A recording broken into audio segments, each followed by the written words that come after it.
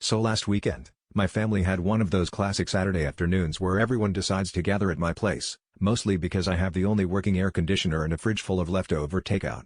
Everything was going great until I heard a loud creak followed by a crash in the living room.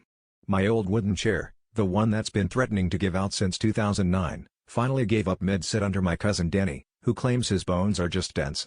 Naturally, my Uncle Pete, who once rebuilt a blender using only duct tape and a whisk, declared he could fix it.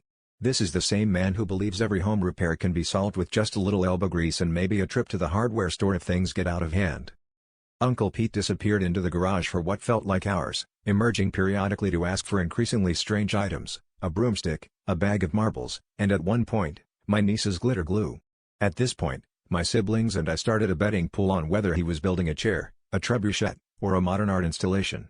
Eventually, there was a triumphant shout from the living room, followed by the sound of something heavy slamming into the coffee table.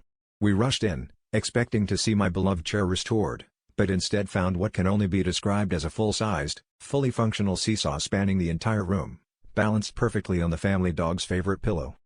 Now, here's the thing about having a seesaw in your living room, it's impossible for anyone to take themselves seriously. My mom tried to scold Uncle Pete, but halfway through her lecture, my dad hopped on the other end and she was launched gently, but firmly, off her side, landing in a pile of decorative pillows.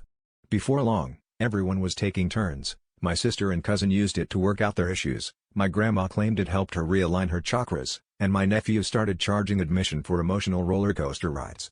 Even the dog got in on the action, though he mostly just barked at it suspiciously. By the end of the weekend, family therapy had taken on a whole new meaning.